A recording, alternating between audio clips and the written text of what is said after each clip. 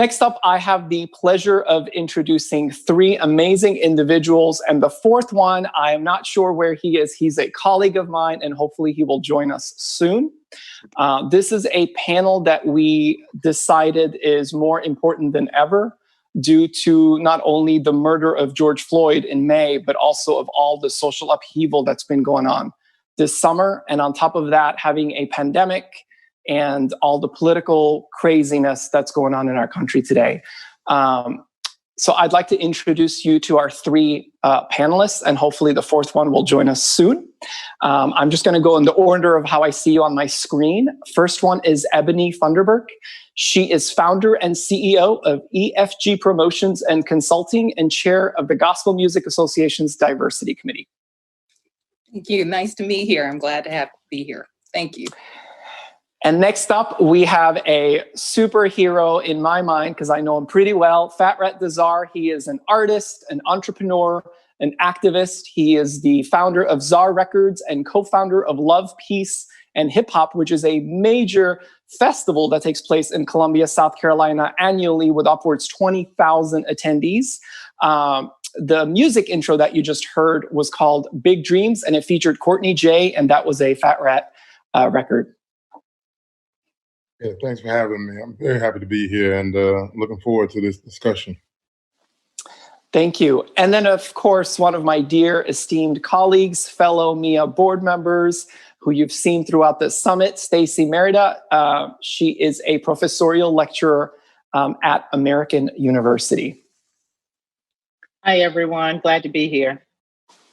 So before we even get started, I realized the optics of this, right? I mean, here you have a Caucasian male sitting here doing a panel on, social justice in the industry. But I just wanted to give you just a quick background to this. Both Stacy and I had this idea that we needed to have this panel. And while I wanted, on the one hand, for her to kind of moderate it because her voice matters a lot more than mine, her experience is different, she felt that it was better that I, as president, participate. So I appreciate the invitation, Stacy. I also feel that rather than having her moderate, I also want to hear her voice more. So I've asked her to feel more of a guest panelist rather than a moderator on this. So I just wanted to kind of start off asking, I guess we can just start with Eboni. Eboni, how are you doing? What's going on as a female in the industry, in our industry today? What are some changes that you've seen, and what are some feelings you're having? Because we're still kind of in lockdown. I mean, even if things are kind of open, we're still in this weird mental, stage. Right.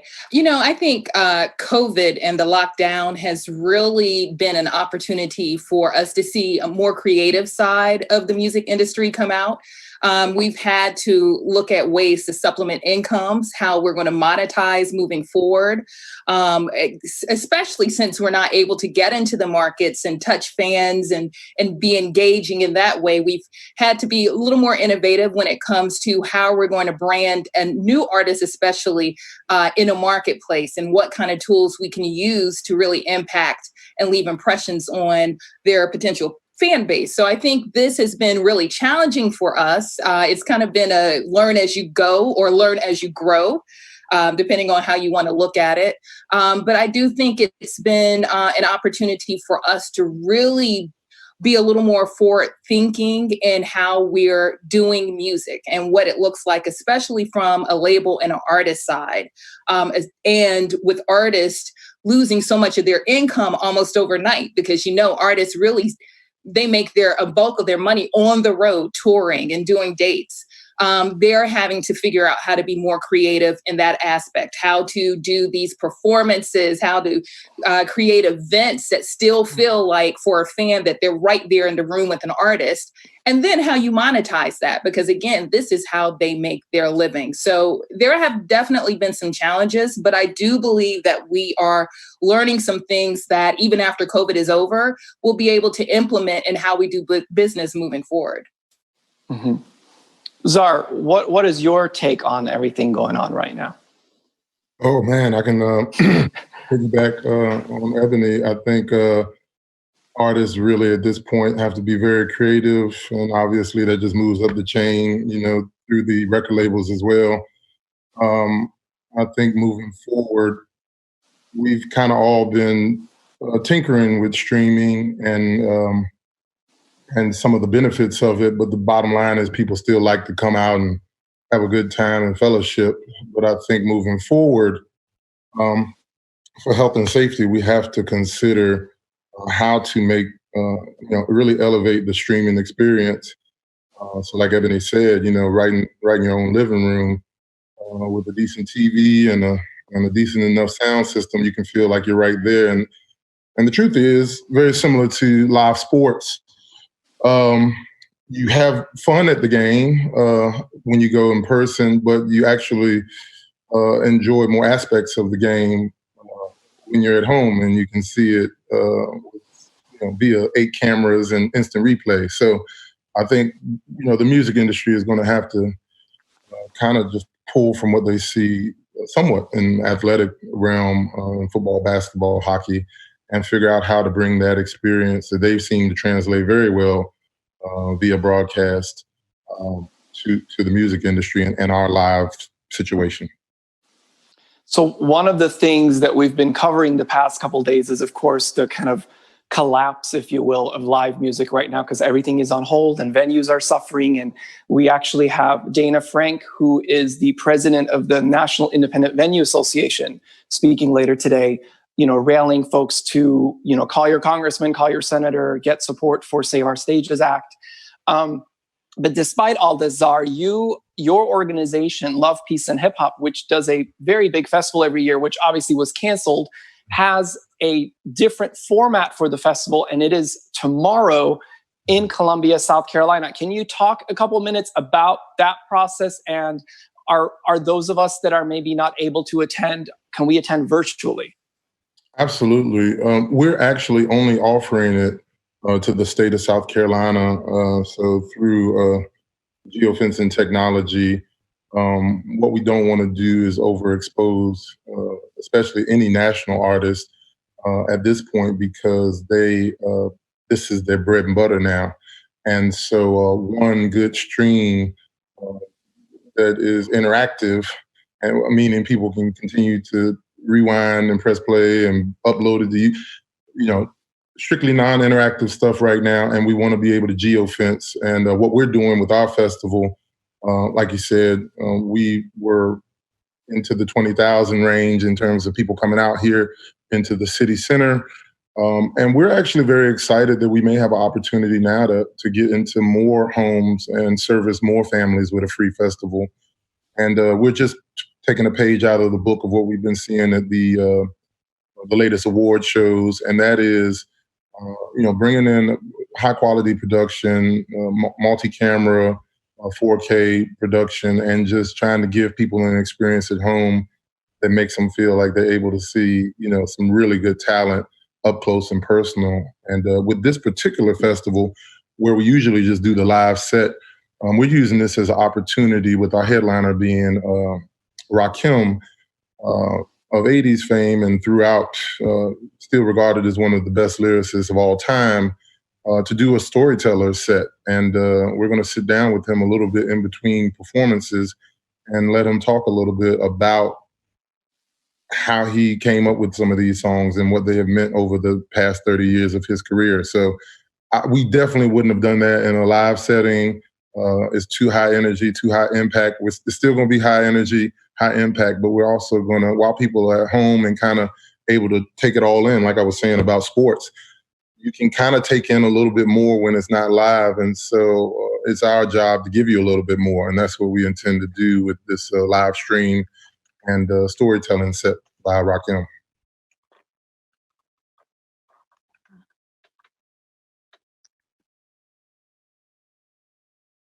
You're on mute. There we go. So you are a hip hop artist, and not only have you released a lot of records, you've collaborated with a lot of artists, and I know there are new records coming in the near future. Can you tell us a little bit about?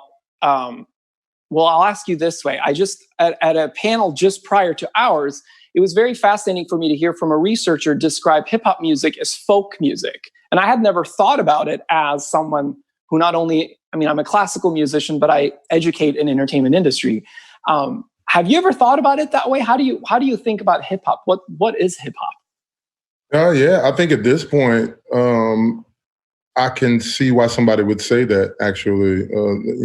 Folk music revolves around the story. And with respect to the culture of hip hop, which is almost 50 years old, we have a lot of stories, and our stories at one point, maybe at one point it was even more folk music. It really connected the country. I'm from Virginia, and we were considered country boys back then. And so when New York was telling us about the Bronx, there was no way for us to know about it. And then NWA said, well, we're from Compton. And then, the Ghetto Boys said, well, no, we're down in the 5th Ward, Houston, Texas. And thank God for Luke helping me through my puberty in Miami, Florida. So, these stories, I would have had no idea, but with, in the 90s, with the, I guess you could say, the invention of music videos becoming so popular, it really connected these stories all around. And we found out that, whether you're from, Indiana or Arizona, there are people who are dealing with some of the same situations. And now it's definitely more global, but it's just spread out. So, I work with artists all over the world. Obviously, I'm a mix engineer and producer as well. So I love, more than anything, hearing the stories that sometimes I don't even understand the language, but just in the energy they bring. I just mixed a couple records from some guys from Germany recently, and I could only imagine what they were saying, but the delivery was so sharp, and the music spoke to whatever pain they were dealing with in Berlin, Cologne. So, it's so far in the first 50 years, we have advanced connectivity way before the internet, in just finding out the stories, the homegrown stories that hip hop brings. I think when you think about rock music, they could kind of introduce themselves and be from pretty much anywhere, and they didn't lean so hard on their location as being, the pride in their location wasn't such a big deal.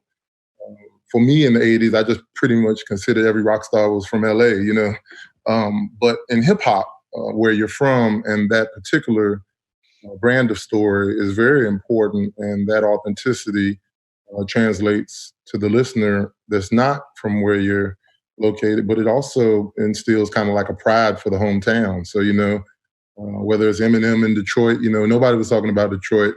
Eminem says 8 Mile, and all of a sudden, they just start coming out, Trick Trick, Big Sean, back to back. And you even saw Rock kind of say, Kid Rock kind of jumped on and said, yeah, I'm from the D too. And it's a prideful thing in hip hop. So that does correlate, with the idea that hip hop is folk music. I actually like that. I might have to steal that one, because I think it's very true in terms of telling the story of a struggling class that had a lot more similarities than they knew across the map, and even across the world at this point.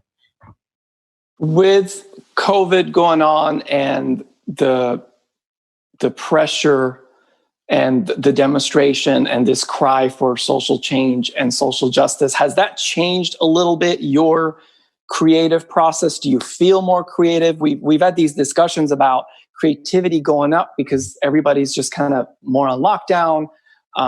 Has anything changed for you as far as for your creative process? Well, I'm an artist.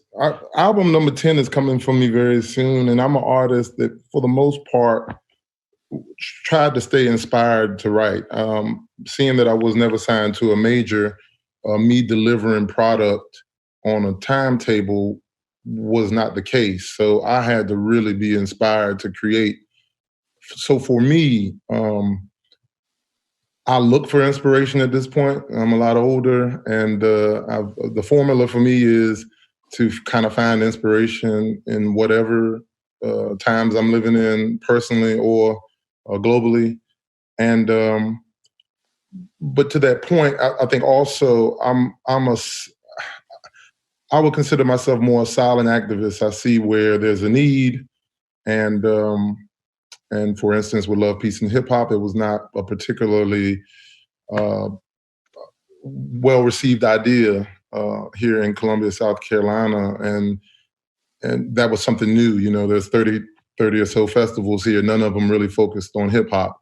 And so I'm the kind of person that instead of making an argument about it, I just try to throw my hat in the ring and see if this is viable or if this is something that people wanted.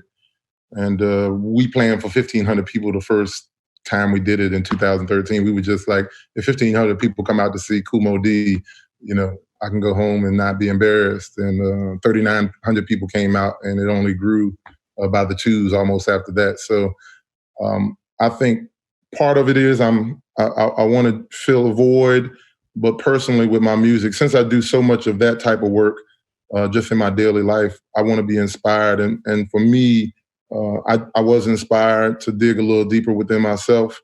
Obviously, I spent a lot of time alone, so that was helpful in crafting some new music. But I think I always am looking for inspiration. At a certain age, the jewelry and the cars go away, and the girls go away. So if that was your inspiration, you kind of stuck anyway. But for me, I always dug a little bit deeper than that. Thank God, and once again, I just dug into that bag of inspiration, and I pulled up something I'm happy about.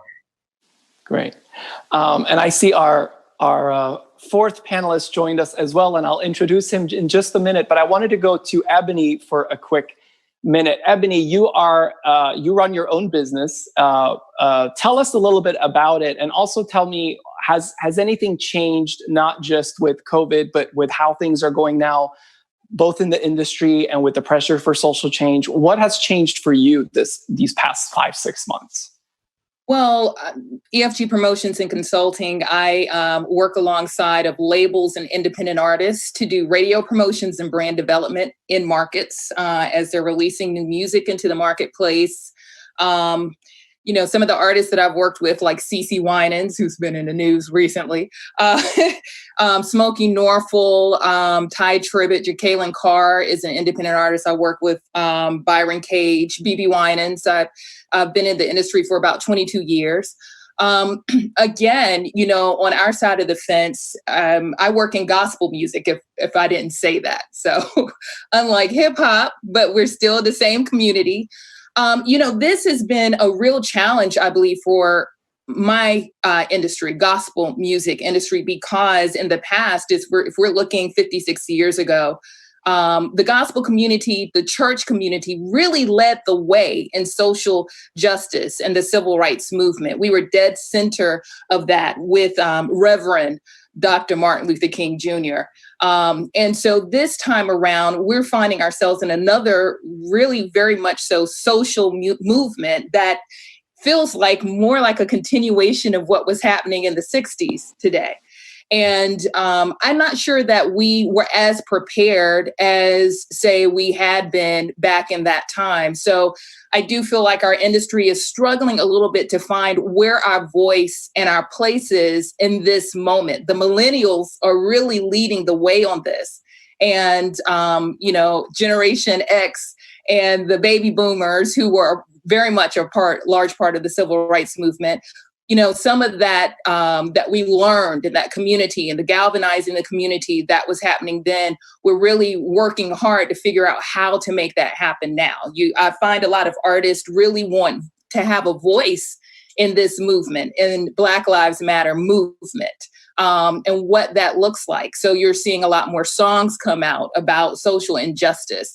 And you're having a lot more conversations and topics about it. I know on the Gospel Music Association side, and as well as some of my other colleagues at our gospel and Christian labels, really working on how we can set a stage to have conversations much like this amongst ourselves, amongst our white brothers and our Black and Latino brothers, to talk about what's happening right now in the streets, and how we can unify as one group of people to say we're going to take a stand against racism and for, equality for all people in this country, what that looks like. But what we've found is that equality and social injustice and all the conversations that happen around that, critical race theory, and there's so many other conversations that are coming up.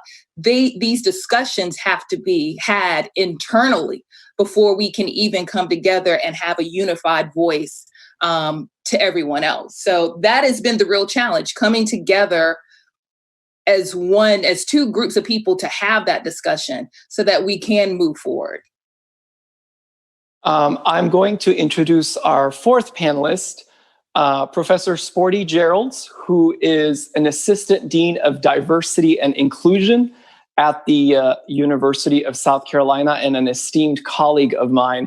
Hopefully, can you hear us all right? Yes.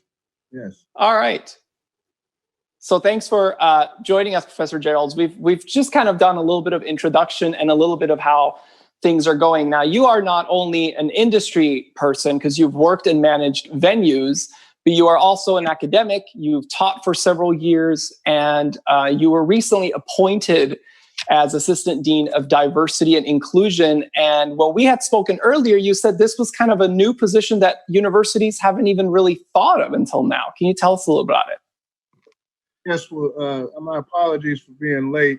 I have an issue with the water main pipe in my house, so prayers for Sporty, please, because that is FatRat Da Czar. I need to get a loan, man. I need for you. This is not gonna be pretty, okay? It's not gonna be pretty.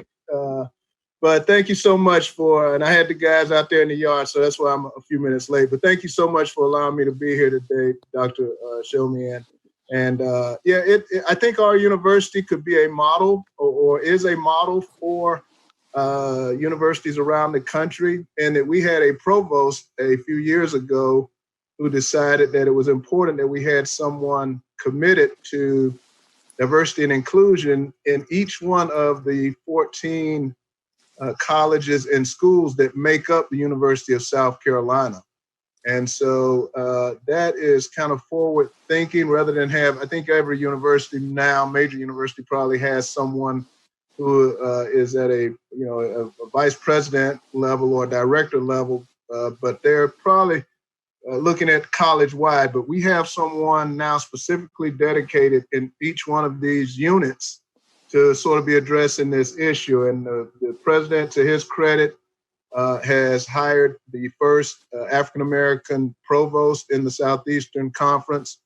He rearranged some things and now has the vice president for diversity, equity, and inclusion who reports directly to him rather than reporting up through other people at the university. So it seems that he's committed to this issue.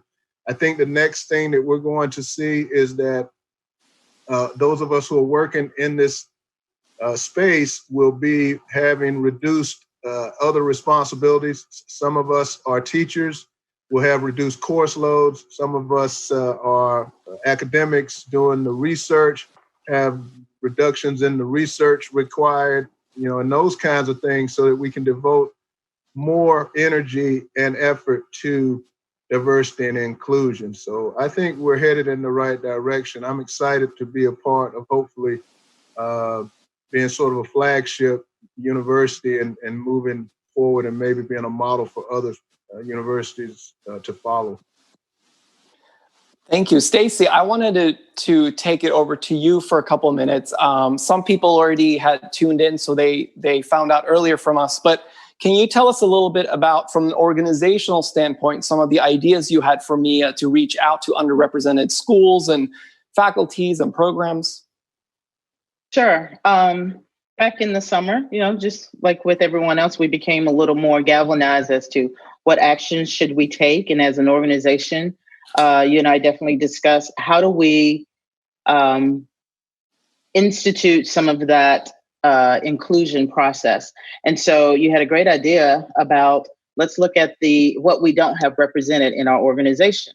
And so we took a look at the historically Black colleges and universities, went through and did quite a bit of research to find out which programs they had, if they had any music industry programs or courses, they had sports, arts programs, or any nature of that falls under the umbrella of entertainment. Then we reached out, we sent letters out and emails inviting them, well, first of all, introducing to them who we were and actually inviting them to be a part of it as a member, as well as we talked about this summit this weekend. And thanks to the board approving that this year would be free for membership, that was a great incentive as well, because we understand a lot of universities and institutions are going through a financial crunch because of the pandemic. So a lot of those monies that used to be available for faculty and staff may not be there now. Those have been reallocated. So this was a perfect time to offer that to them. And then we'll continue to do other outreach to make sure that anyone that we can find, or if we're opening it up to anyone attending, if you know of any underrepresented organizations or populations or groups, please, by all means, let us know. We want everyone to know you're all invited to the table. Czar, I wanted to take it back to you because I know you need to leave a little early because of your event coming up.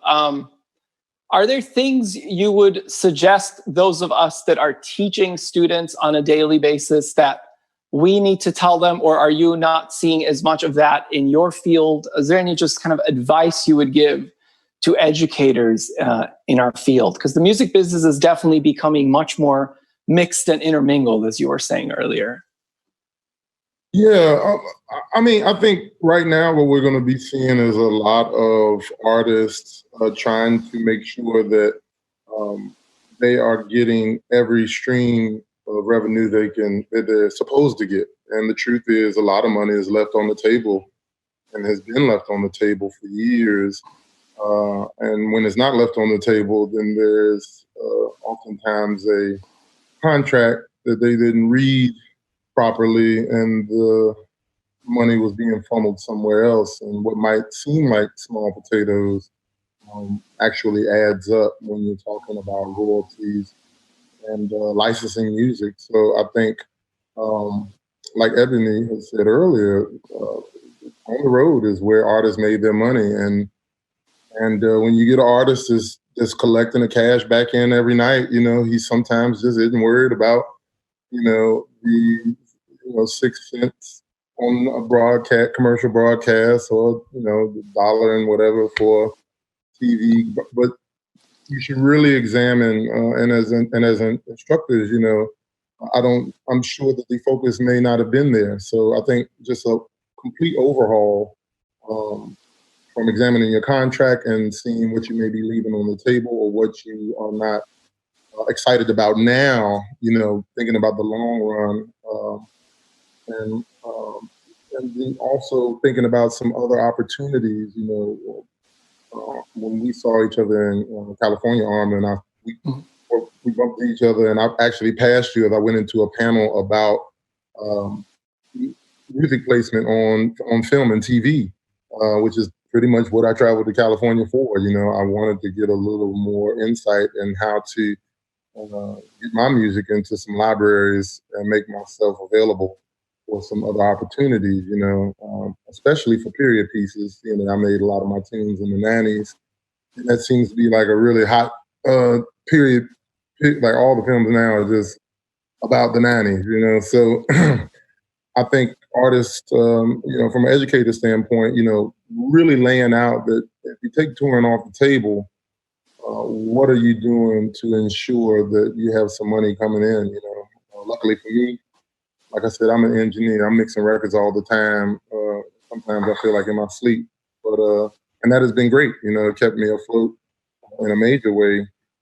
But that trip to California, some of the contacts that I made, and some of the opportunities I've had to present my music to some libraries is starting to pay off as well. And I think that is just a very underused resource, especially for artists to have a catalog already. If you got a catalog and that music isn't being streamed as often, Maybe we take it all out of the streaming mode and we present it to somebody who can reintroduce it in a whole nother arena. So those are probably my main suggestions.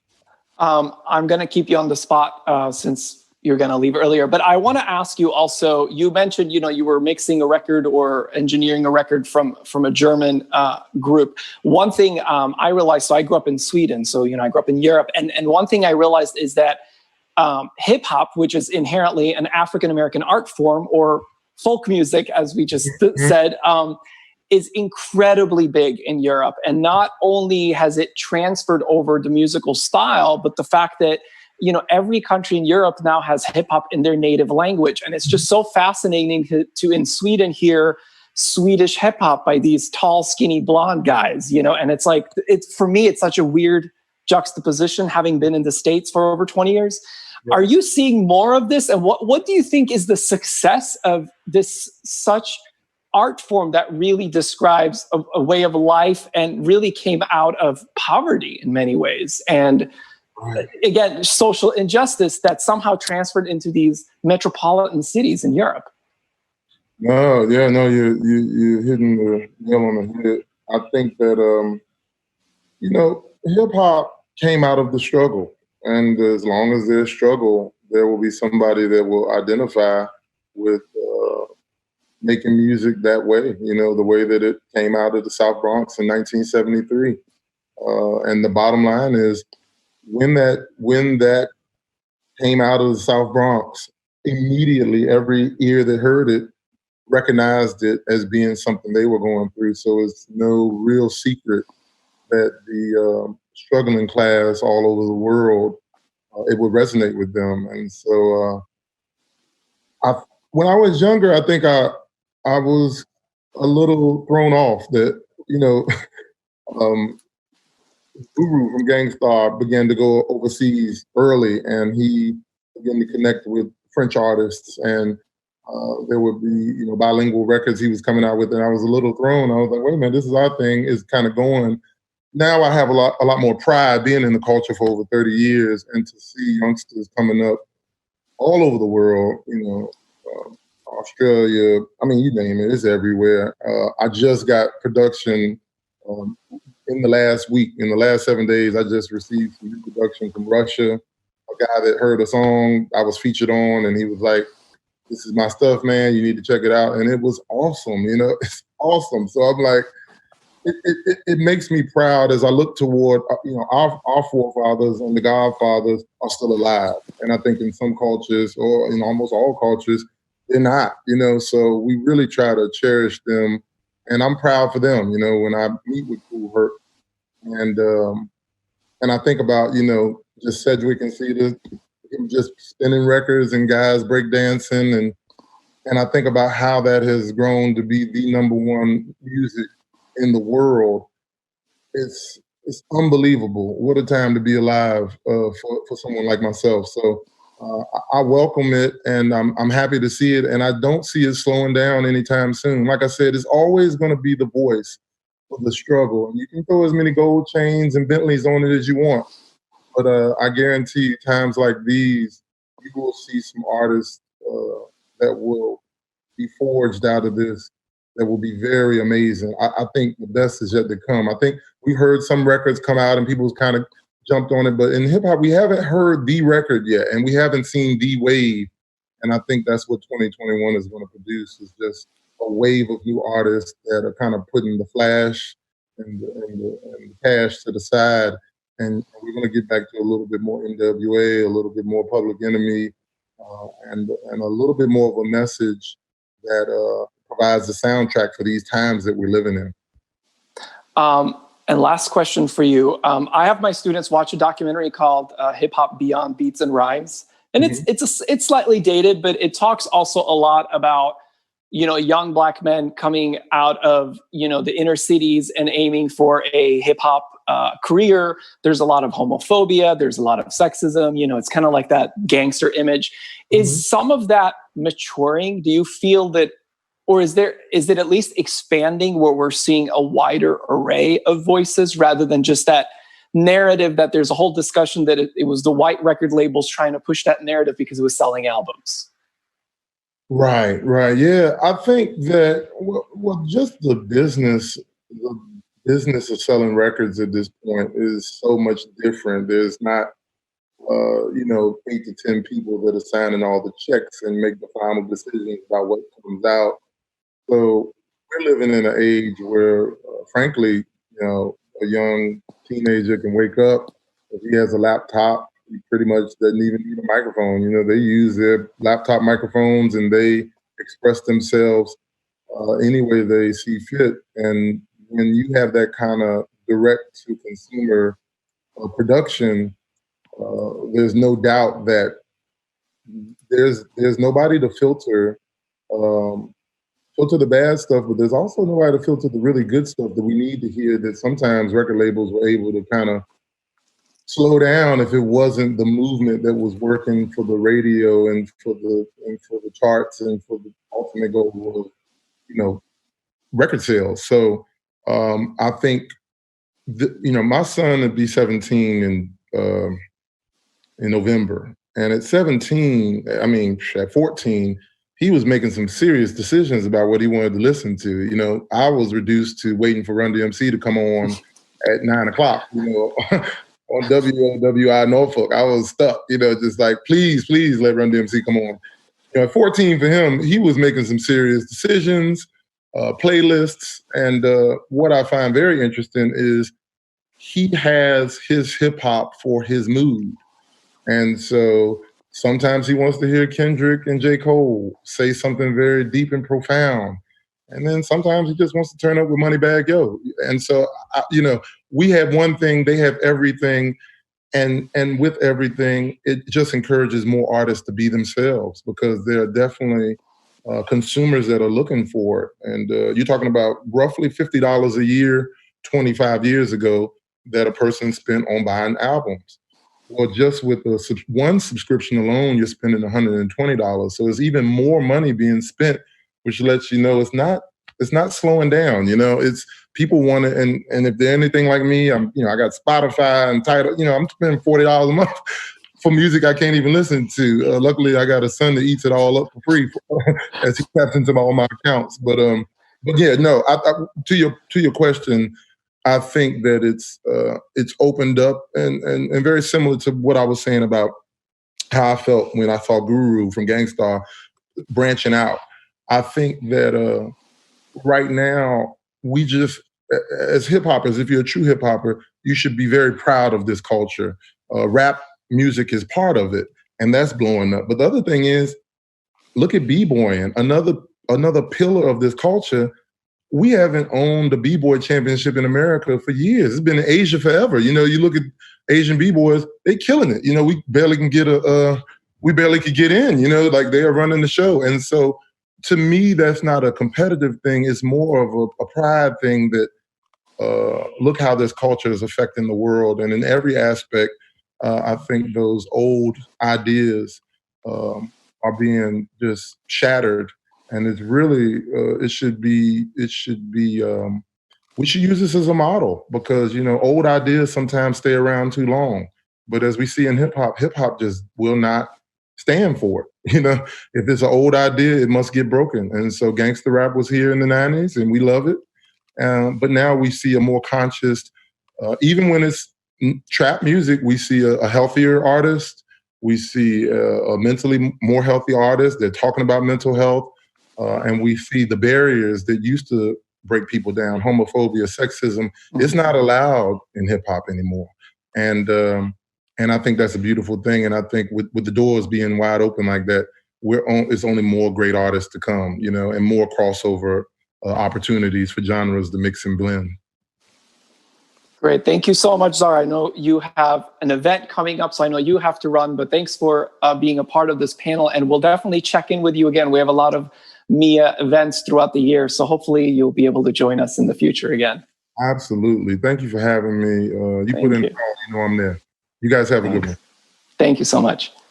Eboni, I'm going to move on to you because, the difference from hip hop to obviously gospel is an incredibly different style of music and just sales, and it's just so big. Tell me a little bit about, are there things changing? I feel like, gospel music is always those songs about yearning, and it's again, like folk music, it's telling stories.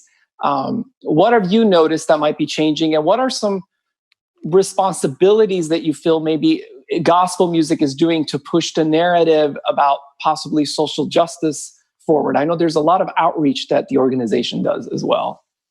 Yeah, well, I think gospel music just continues to evolve with the times and with the generations. What I consider traditional today, back in the day, like a Walter Hawkins, Tremaine Hawkins, I mean, we could go down the line, even a commission in the Winans. Someone today would listen to that music and say it's traditional. Back then, it was considered very contemporary for us. And that's what we're seeing as the years go. You have new age groups coming in, and they're bringing their taste and what they like. And so we're seeing music definitely evolve with that. As our younger artists are starting to get older and mature in their craft as well, the music that they're putting out, I think, do sometimes really push the edge. It's like, are we listening to R&B? Is this urban AC radio, or is this gospel radio? But then you also still have people who are really very much steeped in what we call church music, your choirs, your praise and worship. And, unfortunately or fortunately, we only have usually one outlet in a market that's playing all styles of gospel music. So our challenge becomes finding the balance on the airwaves that everyone that's listening to it feels like they can find their place, their ownership, their message in that music. So you're going to hear a Kiara Sheard, you're going to hear, some Ty Tribbett or Dietrich Haddon, which may skew a lot more contemporary to a lot of people. But then you'll hear Ricky Dillard, and you'll hear a Bishop Hezekiah Walker that's more, a John P. Key that's more traditional. Today, I think it's really, again, like I was saying earlier, about our finding our place in the movement. As a gospel community, finding our place that has most often been understood as the civil rights movement has moved, because again, it came out of the church community. I'm not going to say that we were altogether prepared for what we're seeing today. I don't really think we really were prepared for what we were going to get in this season. But, there are a lot of conversations happening, and people are really, truly trying to create music that speaks to this moment. And not only this moment about social injustice, but even with COVID, COVID is impacting the African-American community far differently than it's impacting other communities in this country. So we're finding on a weekly basis, the stat said 1/3 of all African-Americans in this country have know someone that's died from COVID. And when you think about mental health, in this season, we're thinking about, the people that we're burying, the people that are being brutalized in the streets via police brutality. When you're thinking about social injustice and our voting rights, and then this upcoming election, all of that, all the music that we're creating at this time really has to speak to this moment collectively. And that is the challenge that we're having on the side of gospel. We have a few songs that are out, but I do feel like, there's more that can be done. And I believe our community feels there's more that can be done. The challenge is really identifying what it is, that we can do that's going to really make an impact and a difference in this season. Just 1 second. I'm going to ask Alex to mute. There's some feedback going on, so I want to make sure that we are not getting that feedback into our feed. And then I am going to move on to Professor Jeralds. Tell us a little bit about some of the changes you've seen since not only the murder of George Floyd, but just all the social justice, demonstrations, the, engagement. I know one of the things, you're also teaching from home currently. One things I've noticed is that, we're really getting a glimpse into our students' private lives, because now all of a sudden they're sitting there with Zoom, and for some you see some political flags, some You see certain types of things they're wearing, or buttons or signs. What are some advice that you might give to us fellow academics that are not, just dealing with the issue at hand, but also trying to teach our, regular courses? Because there definitely is some difference, and you see some disparity among the students. Yeah, well, thanks, Armen. I just think it's a great opportunity for us as educators to infuse diversity, social justice issues, those types of things into our courses. And we don't have to beat people over the head with it. I think there's subtle ways that you can do it. I try to be subtle in the messages that I present to people.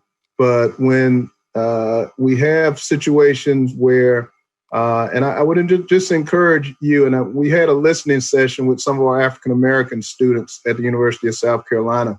And for example, one of the things that one of the young ladies said was that whenever there was a group project, the white kids would basically let her introduce the group, and then they would sort of take over the presentation at that point. And so little things like that if we can just be aware of as educators. I have something I call the gold Honda rule as it kind of relates to diversity. And for me, the gold Honda rule is when you buy a gold Honda from the dealership, you say, this is a pretty unique car. There's maybe one other gold Honda on the lot. But once you start driving the gold Honda around, you're like, man, there's a lot of gold Hondas that I never even noticed. And so if we can raise people's level of consciousness and just be aware of little things like that, and just be aware of like, okay, now that Professor Jeralds said something back in October, I'm going to be aware when I assign or when I'm looking at how this group presentation is happening. Yeah, they did just sort of dismiss the African-American student. I didn't realize that was happening in my class. Or the last person to be picked for a group is the African-American student. Or why does the African-American student sit at the back of the room? I have to challenge, quite frankly, I have to challenge my African-American students on a semester by semester basis. Like, why are you sitting at the back of the class? Rosa Parks, I use Rosa Parks. I'll kind of set them up and I'll say, do you know who Rosa Parks is? And they're kind of like, yeah, Professor Jeralds. I'm like, what was the deal with her? Well, she didn't want to sit on the back of the bus. So I'm like, why are you sitting at the back of the classroom? You paid just as much money as these other kids do to be in this classroom. You should be sitting up front so that the professor knows that you're engaged, that you care. It's like you don't want to be seen. And that's a problem. We got to help people understand that everybody matters. They mean something in this equation. And the more we can include people, diversity is one thing, but when we take it a step further and look for that inclusion, that's where the work really begins.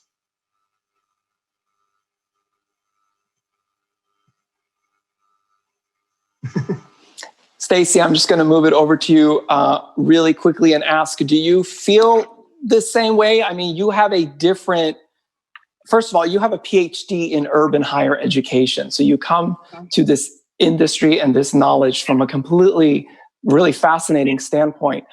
How do you see this in your classroom? And if you do, how do you handle it as an African-American woman if you have a student of color or minority, trying to take more of a backseat rather than be part and just be as important part of the discussion? We don't have enough time today to go through all of it, but I'll give you a few high points. I am fortunate to work in the nation's capital. So at our university, we have a diverse group of students from all over the world. A lot of them happen to be ambassadors' kids and different government employees from all over the world. So I have all kind of faces in my classroom, which is wonderful. You get to see a representation of the entire world. However, it depends on their experiences. A lot of it is cultural. So from a cultural standpoint, if they feel that they have a low visibility, and to me, I kind of equate that in a natural sense of like low self-esteem, if they're a minority in a majority environment, then you're going to see a little bit of that. Well, I'll just kind of stay back here in my safe zone that I consider safe, and I won't infuse myself into maybe a larger category. But as Professor Jeralds said, you have to engage them. You have to be intentional. You just don't let them, just stand out there on their side. And what I've done a lot of times in some of my courses, I will actually put the groups together. Instead of them self-enrolling, I put them together. So that way I can make sure there's some type of proper representation. If they're from China, if they're from Saudi Arabia, that way they get a chance to learn about other cultures while also doing the coursework. And so if there were any blinders or prejudices or anything like that, I'm hoping them being in that space together will help them break those down in a safe space. So that's the short of that, yeah. I have a quick question for Eboni, and this is actually an audience question, and that is that, do you say that gospel music still is fairly socially conservative? Because certainly contemporary Christian music, which I guess is more white Christian music, is certainly very socially conservative. Is gospel music pushing forward more so than contemporary Christian music? Oh, absolutely. I think that for Black gospel music, I put Black in front of that, so we understand we're talking about the African American community. The topic of social justice is really ingrained in who we are as people.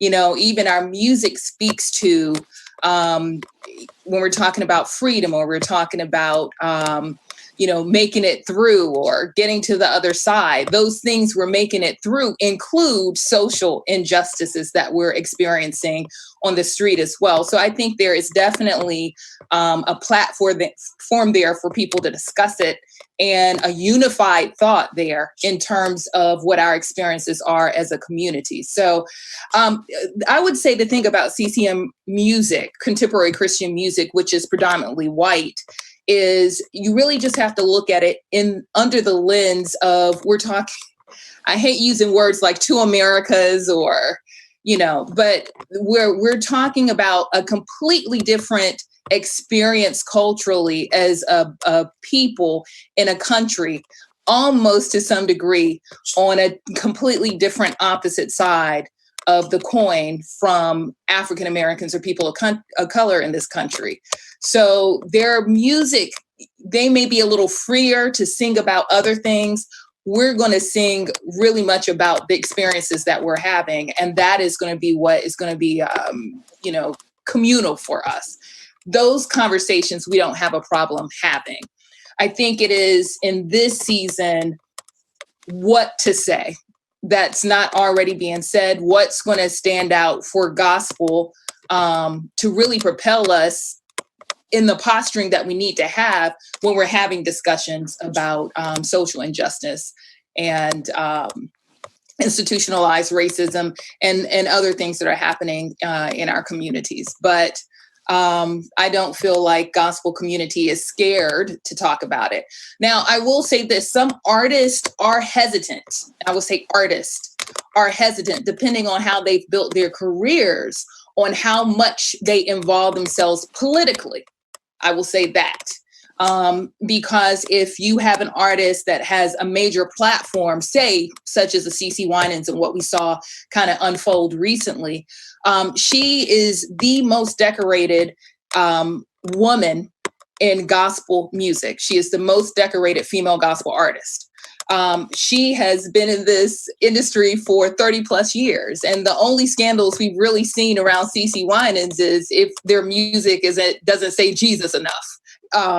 And so when you're dealing with someone who has the ability to live and resonate in several different genres, not just gospel, but CCM, not just CCM country, not just country, some pop, not just pop R&B.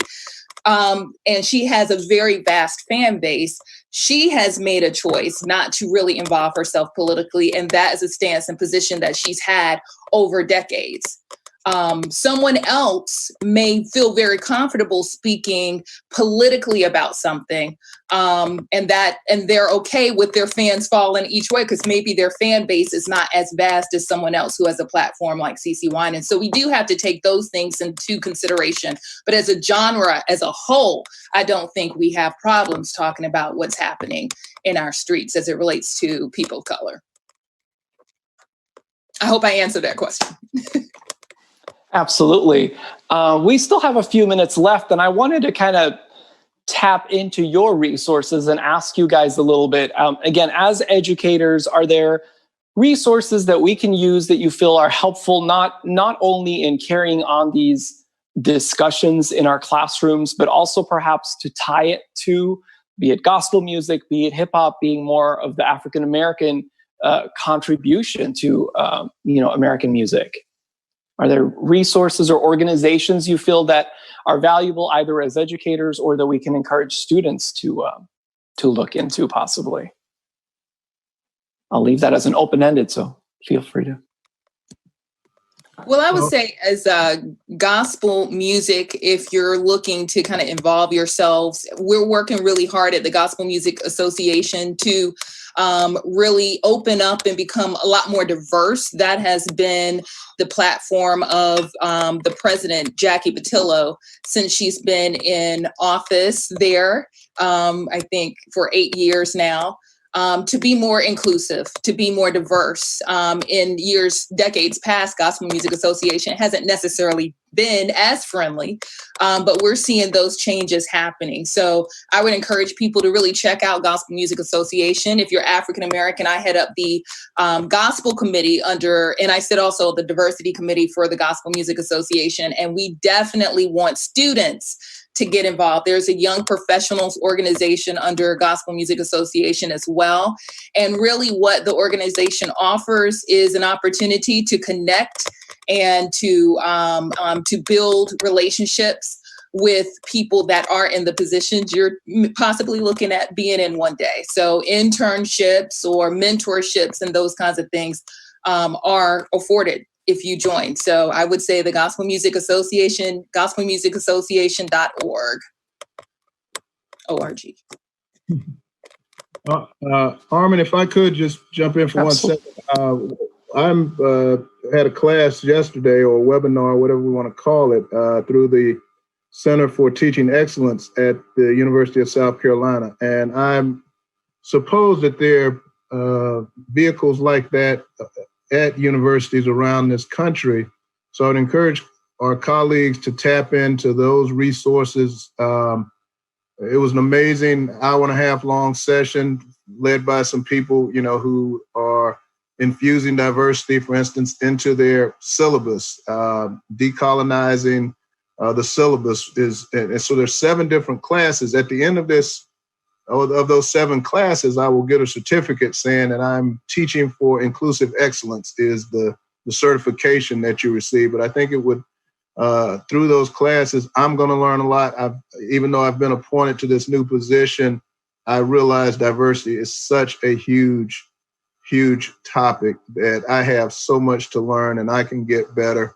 And that's why we teach, is because we ultimately, I think, want to learn. So I would just say one quick thing. It's interesting to hear Eboni and Czar talk, because listening, their music is the voice of struggle. And I'm more on Eboni's side of listening to the gospel music, but it's how I got over and how I'm going to get through this week without any money and those things. But for young people, it's a whole different kind of a struggle. But music kind of universally is the voice of struggle, it seems. So I just close with that. Yeah, and sorry, you guys have seen me more leaning over because I'm trying to grab some chat questions so we can ask you guys as well.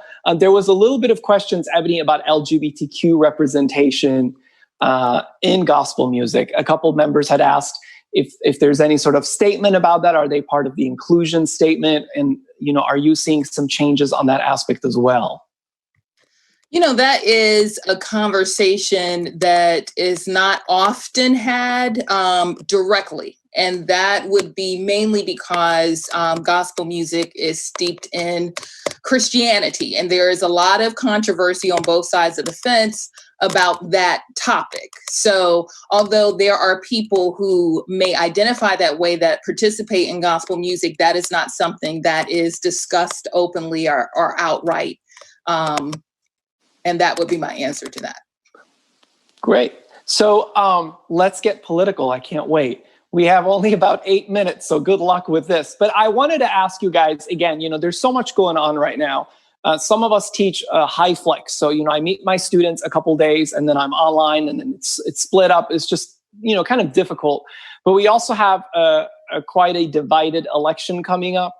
And feelings are at the surface. People are angry, people are upset, they feel misrepresented, they feel unheard and invisible.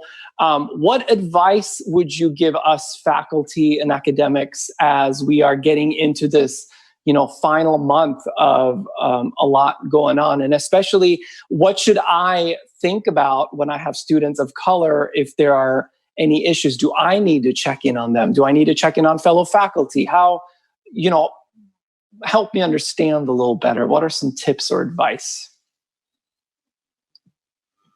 Well, one of the things I'm going to do, I obviously make a connection with my African-American male students, former and current students. And one of the things I'm going to do, we really don't know how, I think we're going into a volatile time in our country. And so I'm just going to check in with those young men. First of all, encourage them to vote, not, any political leanings one way or the other, but I do want them to exercise their right to vote. But then I do think I'm going to really encourage them to be hyper aware of the situations that they place themselves in, and that there might be someone, for whatever reason, who might choose to want to do them harm after the election, before the election.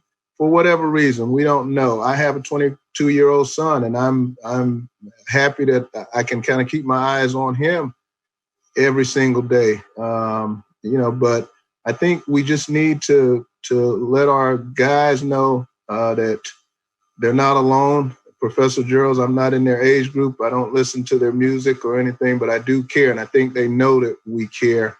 And I don't think it's anything wrong to you, Armen, checking in on them, letting you know that you're authentic, that maybe I can't relate to who you are because I'm from Sweden, but I do care, and you do matter. I'll give you one quick funny story. I have I live in a predominantly white neighborhood, and I walk by this house every day, and these little kids, 5 and 8 years old, and they have a sign up in the front of their home, and it said, "All people are equal." You could tell it was homemade. All people are equal. And the other one was Black Lives Matter. And so I had to stop and I said, "Guys, I'm proud of you." I told their parents, "That's great." I took a picture with them. So 3 weeks ago, we go by the house and the signs were gone. And so my wife said, "Somebody probably stole those signs." So we go and talk to the mom, and she said, "Yep, somebody stole the sign." But she said, "I got a call from the homeowners association, and they said you can't have signs in your yard," which we know homeowners associations, that happens. But she asked the lady, "Well, do you have any regulations against flags?"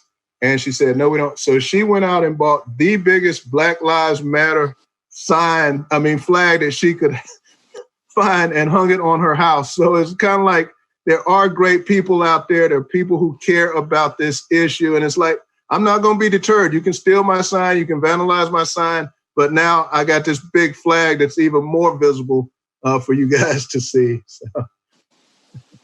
Absolutely. Stacy, any final thoughts or advice from your perspective? Yeah, just a couple of items I want to kind of leave with a lot of the, especially the faculty. This really has been a call to consciousness for everyone. I, as an African-American female, I live in this skin every day. So I have these experiences every day, the little microaggressions.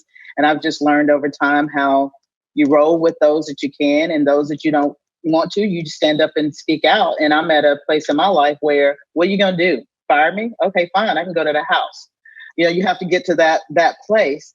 And the other place is, what can I do to change this? But even before it gets to that point, what can I do to educate people, to help them understand? Even if you can't relate, can you at least listen? Openly listen, open mind. And then let's see if there's some way that we can come together and work on these issues, not just on my account, but for those coming behind me, those who don't even look like me, from other countries, other experiences. We're all in this together. And I will say from a university standpoint, most universities have some type of diversity and inclusion aspect in their strategic plans. I would ask everyone to go and check those out, see if they hold up, and then hold the administration accountable if they're not instituting those, not just on a university level, but also on a college to department level. And then for the students, encourage the students to join some of these different affinity groups that are on their campuses, whether it's the Black, Indigenous, people of the color group, the Asian American, or the LGBTQ groups, whatever they have an affinity for. Encourage them to be a part of that, because then they'll find people who are like-minded, have some of the same goals in mind, and it's easier for them to make changes or question things when they're in a group setting versus them being isolated and then feeling like there may be some repercussions. So those are just a couple of things I wanted to bring up. Thank you so much, Eboni Funderburk, Professor Jeralds, and my dear colleague, Stacy. I really, this is a conversation that we'll have to have again. Hopefully you're okay with coming back soon. MEIEA does every other week, really, we do what we call MEIEA Meets, and we pick a topic and it's like a lunch hour, and we just have folks sharing resources and have these conversations that we really get too busy during our time to really sit down and talk. So hopefully you will be willing to come back and join us again. And I really want to thank all of you for an excellent conversation. Thank you. Thank you so much for having us. Great. Thank you.